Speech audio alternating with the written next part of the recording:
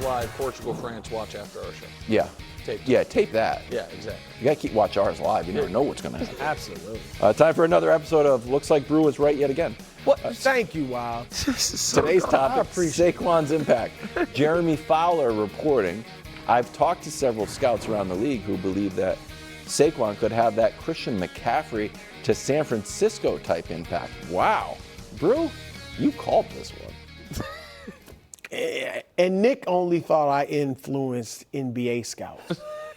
I mean, how long I've been saying this? A while. Since it was done? Yeah. Since he went to Philly? Yeah. All right. This is right on the money. Got nothing to push back against. This is right on the money. I know. All right? Like McCaffrey, Saquon is a strong runner.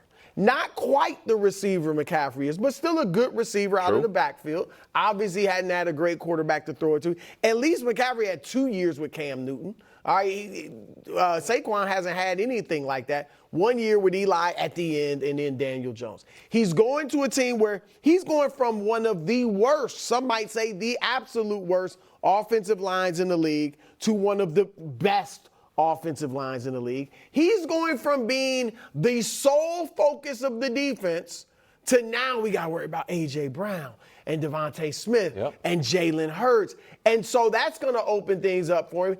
I absolutely believe he can have very similar impact to what Christian McCaffrey did. And here's some numbers to show how similar the two are. These are McCaffrey's numbers in Carolina. 62 rush yards a game. Saquon with the Giants, both played 6 years too with those teams. 70 yards a game. Yards per rush similar. Total touchdowns almost identical. Yeah, and now McCaffrey with the Niners, you see the improvements he's had there. The little funny numbers here because you're doing total touchdowns because they're similar, but you're just doing rushing because Saquon had more rushing touchdowns. No, I understand, but you didn't do yards from scrimmage because McCaffrey's such a more valuable receiving threat. And here's why I don't think he's going to have that type of impact. He's not as good of a player. Christian McCaffrey is a borderline Hall of Fame level player. He's got to play longer, but that's what he's been. Saquon Barkley has had one awesome year. I like Saquon. He's had one awesome year, and it was his rookie year. We saying McCaffrey was a borderline Hall of Famer when he was with hadn't Carolina? done enough yet, but we thought he was the best running back in the league when they traded for him. The best all-purpose. Derrick Henry might have been the best pure runner, but as far as when they traded for him, that's why they traded, I think, a second, a third, a fourth, and a fifth for a running back. But his problem was injuries. Same as Saquon. Right. Not to mention Saquon had no help. Okay, but again, how many awesome years have they had? We can show it to you if we can, Dust. Greater than 10 touchdown seasons. McCaffrey 4, Saquon 1, his rookie year. 1,700-yard seasons. I picked that number because 17-game season, 100 yards a game. 4 for McCaffrey, 1 for Saquon. Yards per touch for their career, a full yard better. He's not as good. He's a good player. McCaffrey's a great player. Saquon is very. All right, we'll see. I just don't. I'm just gonna let it. Everybody likes Saquon. Christian McCaffrey is a great player. He was in legitimate league MVP discussions as a running back. Saquon Barkley was awesome at Penn State, was awesome his first year in the pros, and has been good since then. He's had injury issues. Right, but last year he's got a horrible team. How many running backs on a horrible team where you don't have a good quarterback, your receivers aren't very good, your offensive line stinks? Can I ask a question about How many running backs are doing great things? Saquon, his rookie year, when he was great. Maybe the injury slowed him down. He didn't have a great running or quarterback his rookie year, like you said. Well, Eli was at the end. The Giants' offensive line wasn't great then, but he was great and he overcame it. I'm not here acting like Saquon's not good, but Christian McCaffrey is the best in the league at what he does. 32 scouts in the NFL agree with me. Well, it didn't say every scout. It said several scouts. Several. Hi, everybody, and happy July 4th. What a day.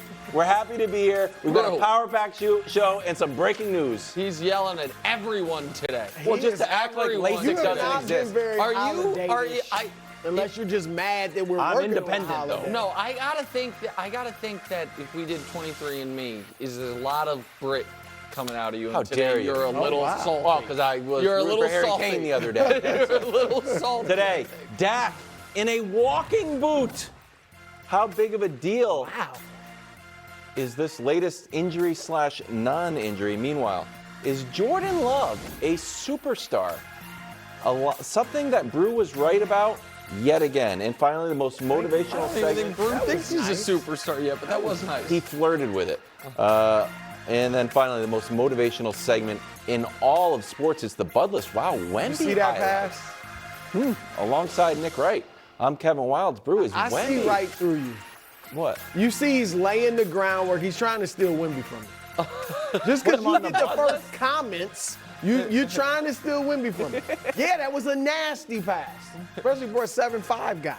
Look at that. Oh, Every time we talk about him, he gets taller. I swear he's Yeah, 7'4" he's yesterday. somewhere between 7'3" Might be and true, though. He's 7'4". still growing. But right now, we start with Clay staying away from LA. Ramona and Kendra Andrews writing that Clay wanted a fresh start, something that the Mavs could deliver and the Lakers really couldn't, from the article. Something about playing for the Lakers apparently felt too much like playing for the Warriors, as one source close to Clay put it. Would this be trading one fishbowl for another? Are the Lakers no longer a marquee destination? They don't seem like it. And I'm going to start with the current regime and then kind of go backwards. This exact quote and this reason is why I thought it was so damaging that the Lakers front office was not able to get Clay on the phone. Because if you have a concern like that, maybe he would have still felt that way, but you've got to try to give him your sales pitch. If the concern is the scrutiny, it's going to be the same type of thing as Golden State, maybe he still would have felt that way. But I'm very confident at least one person in your organization has his personal cell phone number, his father. So you probably could have gotten it. And he did talk with LeBron. So he talked with LeBron. He talked with LeBron, but the Sam Amick reported that Clay's agent talked to Pelinka, but that Pelinka was never able to get him on the phone. That is what recruiting or sales are. It's like, hey, what are your worries? Let me tell you why you don't need to worry about him. Maybe he still picks Dallas. But the bigger picture thing, and this part predates Pelinka, is the Lakers have been not the spot in quite a while. Carmelo Anthony, they thought they were going to have a run at him. 2014. Right, didn't happen. LaMarcus Aldridge, that meeting went so poorly, they were like, can we get another one, LaMarcus? And they ended up doing it again. Yep. And then Durant wouldn't even meet with him, if you remember. Now, the argument that when Durant was doing his meetings, he met with Golden State, met with Boston, right. They weren't good. He met with 5 teams. He met with the five, Clippers. right, met with the Clippers and didn't meet with the Lakers. And so LeBron obviously is, the exception that proves the rule. I don't know. LeBron wanted to be there. They didn't really have to recruit him. He picked him. And then once he got there, Anthony Davis also wanted to be there. But I think two things have happened, Brew.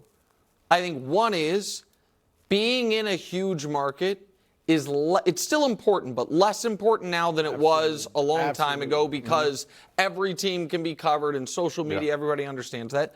And the other one is, I think the smart front offices are more clear that they're smart front offices. It's well known, the well-run teams. I think there's a clear haves and have-nots as far as does this team know what they're doing? Will they spend money? Those types of things.